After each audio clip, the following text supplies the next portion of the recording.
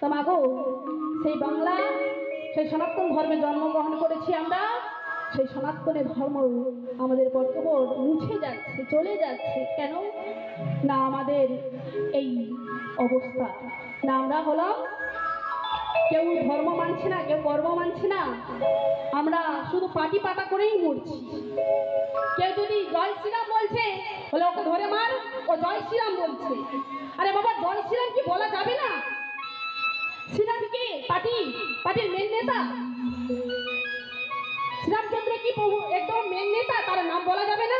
আর আপনি তৃণমূল করু, বিজেপি করু, যাই পার্টি করে বলুন না কেন, আর সেটা ভগবানের নাম নিচ্ছে, এটা মারামারির কি করা দরকার আছে? ও, এই হচ্ছে আমাদের সমাজ।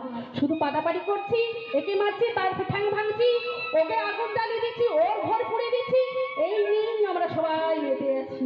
কিন্তু আসল কর্মটা আমরা সবাই ভুলে গেলাম, যে আমরা এসেছি এই মর্তলোকে এসেছি, আমাদের করণীয় কি, আমাদের কি করলে আমরা মুক্তি পাবো, সেই রাস্তাটাই শুধু আমরা ভুলে যাচ্ছি।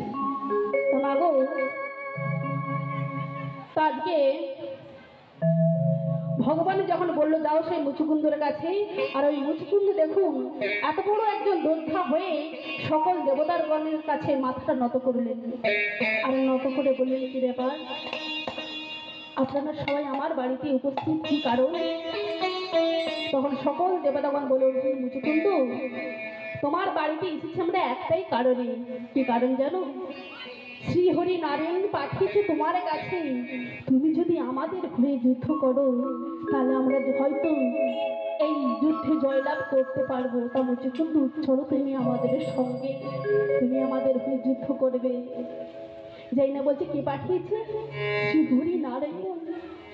সেই শ্রীহরি নারায়ণ তোমাদের কাছে, তোমাদেরকে পাঠিয়েছে আমার কাছে। বেশ বেশ বেশ বেশ, আমি আপনাদের সঙ্গে যাব। এই বলে এলেন কোথায়? সেই স্বর্গলোকে সকল দেবতাদের হয়ে যুদ্ধ ঘোষণা করছে। আর যুদ্ধ ঘোষণা করতে করতে করতে করতে আর এদিকে যখন মহাদেবের পুত্র কার্তিক জন্মগ্রহণ করেছে, আর কার্তিক বড় হয়ে যখন সকল দেবতাদের সেনাপতি হিসাবে রইলেন, আর মুচুকুন্দকে বললেন, মুচুকুন্দ, তুমি তো আমাদের এখানে কয়েক হাজার হাজার বছর ধরে যুদ্ধ করছো, তো মুচুকুন্দ যাও, তুমি বাড়ি ফিরে যাও, আমাদের সেনাপতি এসে গেছে, তোমায় আর লাগবে না, তুমি চলে যাও। মুচুকুন্দ, বাবা, এ তো আমার বড় সৌভাগ্য, আমি আমার বাড়ি যাব, আমি আমার স্ত্রী পুত্রের সঙ্গে আবার আগের মতো সংসার করব। বেশ, তাহলে আমি চলে যাই আমার স্ত্রী পুত্রের কাছে। ইন্দ্রদেব বললে, মুচুকুন্দ, কোথায় যাবে তুমি? না কেন, আমি আমার স্ত্রী পুত্রের কাছে। মুচুকুন্দ, তুমি বোধহয় জানো না, তুমি আমাদের এখানে কয়েক হাজার হাজার বছর ধরে যুদ্ধ করছো। দেখো মুচুকুন্দ, হয়তো তোমাকে আমার বলতে কষ্ট হলেও তবু প্রকৃত সত্য ঘটনাটা আমাকে বলতেই হবে। মুচুকুন্দ, তুমি যাদের নিয়ে এত স্বপ্ন দেখছো না মুচুকুন্দ, তোমার আর আত্মীয় পরিজন, পিতা মাতা, স্ত্রী পুত্র, রাজ্যবাসী, আজ তারা কেউ নেই।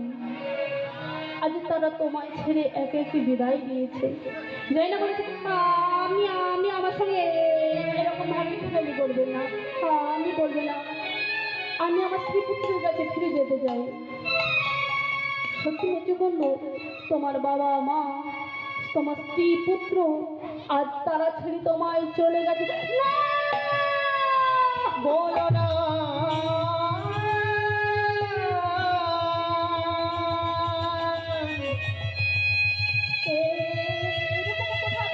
বলো না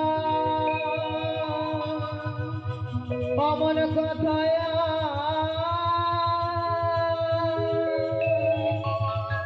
বলো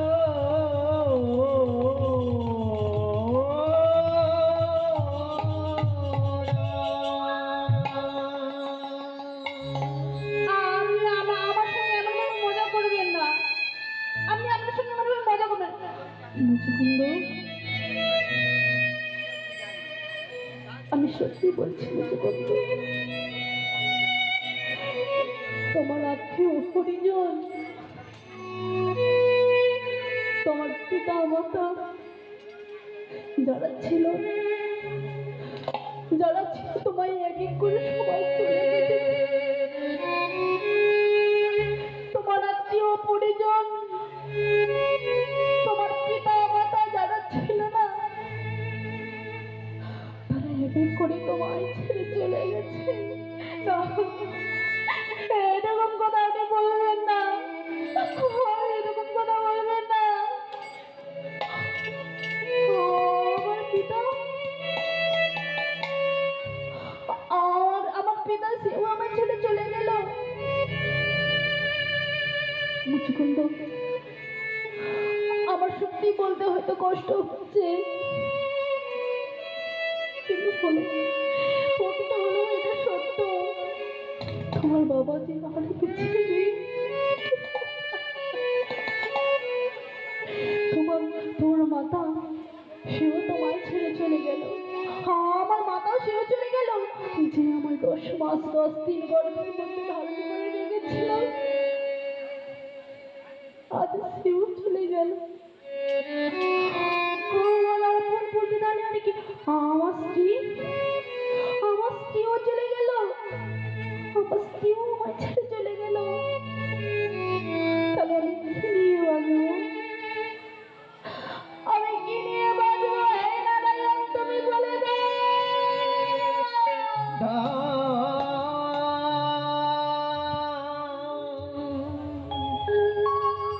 দাও বলে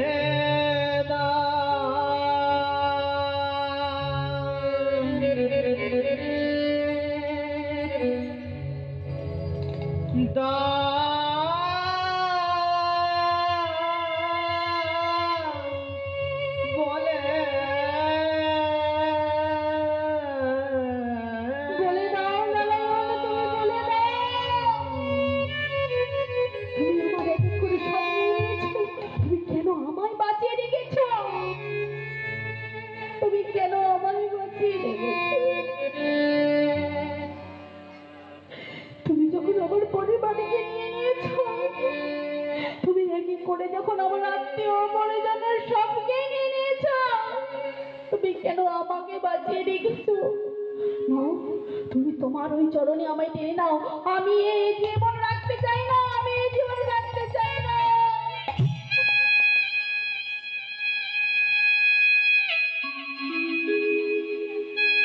তুমি কেন আমায় বাঁচিয়ে রেখেছো?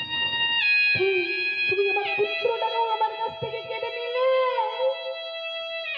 যে আমার 7 রাজার ধনে একটা মালিক ছিল, যে আমার 7 রাজার ধনে একটা মালিক ছিল,